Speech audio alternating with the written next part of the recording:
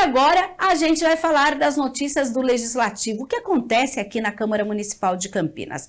E a Câmara cria agora uma frente de combate ao assédio sexual no ambiente do Legislativo. Confira.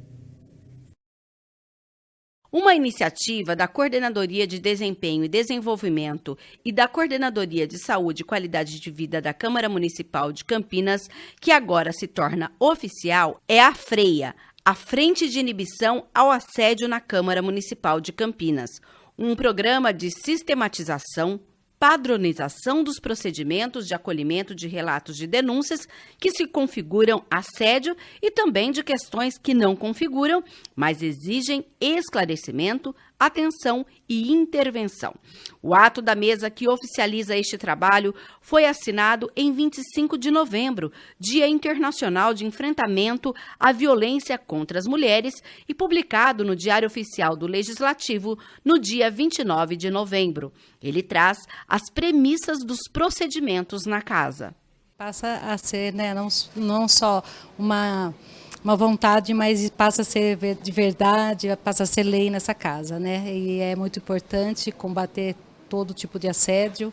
É muito importante que a casa tenha esse instrumento, para que as pessoas possam saber como recorrer, Porque às vezes por conta de saber onde recorrer, onde fazer a denúncia e como será conduzida essa denúncia, as pessoas passam por situações constrangedoras diariamente e ficam caladas, Então ele traz essa possibilidade, esse embasamento legal para que as pessoas possam fazer a denúncia e essa denúncia tenha um caminho, a percorrer e inclusive punindo os agressores. A gente sabe que o assédio ele é possível acontecer com homens e mulheres, mas pesquisas massivas apontam que é prioritariamente com mulheres, E o assédio ela é uma forma de violência, com certeza, E assim, adoece, gera muito sofrimento, então é significativo, é um simbolismo muito grande essa assinatura ter sido numa data tão importante, E tão relevante. A gente já tem aqui na Coordenadoria de Desempenho e Desenvolvimento e na CSQV, na saúde, já uma vontade há muito tempo de sistematizar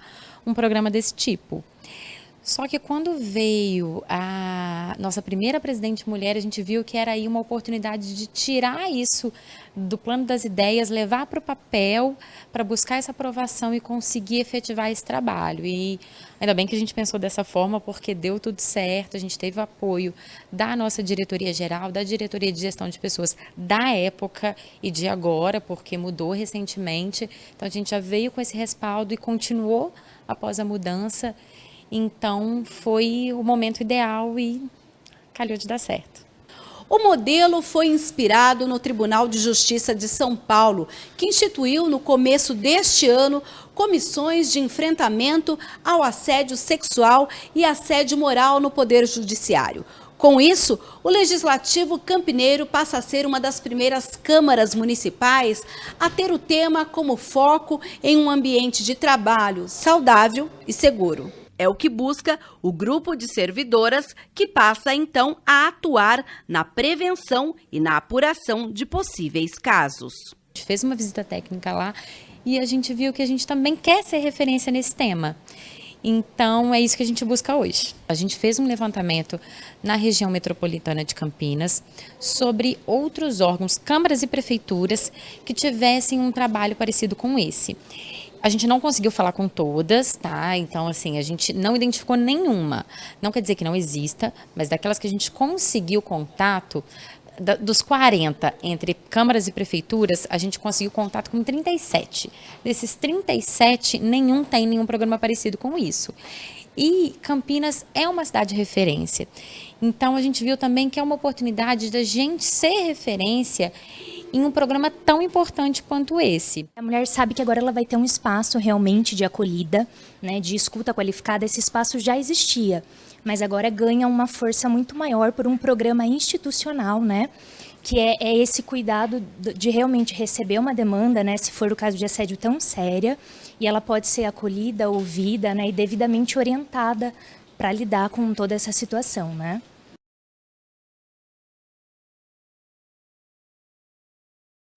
Vereador protocola uma indicação solicitando então que Campinas tenha um censo arbóreo. Entenda. O vereador Paulo Gaspar pede, através de indicação protocolada na Câmara de Campinas, estudos à Prefeitura para a atualização do site da Secretaria de Serviços Públicos e do modelo de censo arbóreo da cidade, o que, segundo o parlamentar, é fundamental para saber onde é preciso uma maior atenção do Executivo. O censo arbóreo vai fazer um levantamento do que existe de elementos arbóreos ou árvores pela cidade de Campinas. Nós sabemos que temos regiões que são supervalorizadas, como as regiões mais centrais, o Cambuí, que são as mais antigas, onde tem os elementos mais altos, com maior vitalidade, e tem outras regiões que são desérticas, praticamente, que são as regiões mais pobres e as regiões mais periféricas. Pois é, o vereador Paulo Gaspar reforça que um planejamento estruturado e um censo arbóreo ajudaria Campinas a direcionar esforços e recursos, deixando assim a cidade mais verde. Paulo Gaspar diz ainda que os dados disponibilizados no site estão desatualizados e não contemplam nem 2% da realidade. N tipo de problemas, né? Então esse estudo é importante, catalogar tudo, fazer a extração daquelas que são indevidas. Nós temos espécies invasoras também, que até que a leucena mais conhecida, que ela destrói outras espécies. Então, assim, é uma complexidade muito grande, exige conhecimento técnico, exige acompanhamento, exige fiscalização, ou seja, tem que ter uma política urbana para arborização, e se nós não temos nem para as outras áreas, você imagina para a arborização, né? Vamos falar um pouquinho do trabalho das comissões aqui do Legislativo. Uma comissão da Câmara discutiu nesta terça-feira a criação de cidades inteligentes. Entenda na reportagem de Michel Morim. A Comissão Permanente de Ciência e Tecnologia recebeu a startup Bairros Inteligentes, que apresentou a plataforma de inovação aberta para somar com o plano de revitalização do centro de Campinas. O presidente do grupo, o vereador Paulo Gaspar, conduziu os trabalhos. Hoje, no universo das startups, você trabalha com dados, né? Dentro da frente parlamentar, a gente trouxe essa demanda pelo planejamento urbano e essa startup Bairros Inteligentes, ela vai trazer dados para ajudar o planejamento urbano. Basicamente, você compilar dados de todas as espécies, seja arborização, seja drenagem, seja saneamento, enfim, milhões de índices que a gente pode ter para a cidade para ajudar a gente a planejar não só políticas urbanas, como o próprio planejamento fisicamente falando. Para a discussão estiveram presentes os convidados, o CEO da startup Bairros Inteligentes, Josué Menezes, e o arquiteto urbanista Wilson Cury. Basicamente, inteligente é algo que funciona, seja uma casa inteligente, um bairro inteligente, uma cidade inteligente, é aquela que funciona, é aquela que otimiza recursos, onde o cidadão consegue se satisfazer das suas necessidades básicas com mínimo esforço, com mais eficiência, com menos recursos.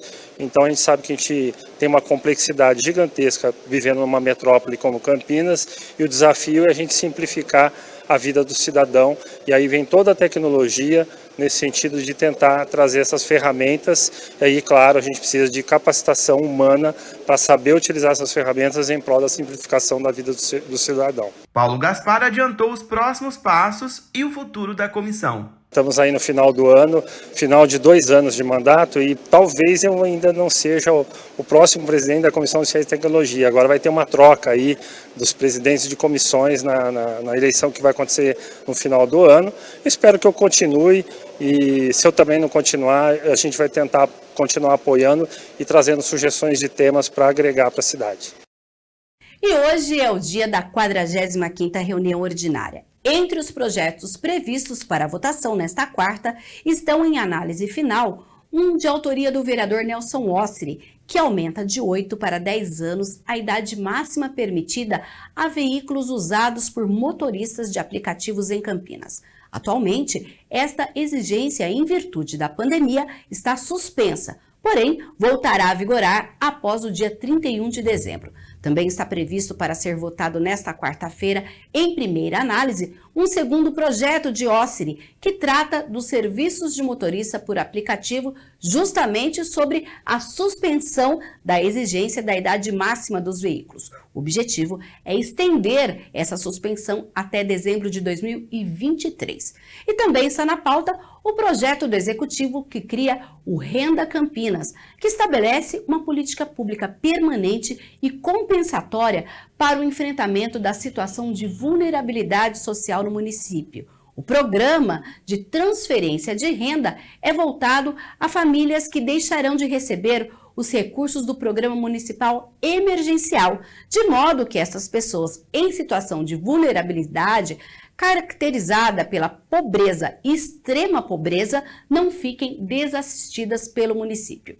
O benefício será então, olha, anote aí, de R$ 189,00 para as famílias chefiadas por mulheres que possuam na composição familiar 2 ou mais crianças de até 6 anos de idade ou pessoa idosa entre 60 e 65 anos. De R$ 147,00 para as famílias que possuem pessoa idosa, pessoa com deficiência ou criança de até 6 anos de idade, cuja composição familiar seja igual ou superior a 3 pessoas na mesma residência.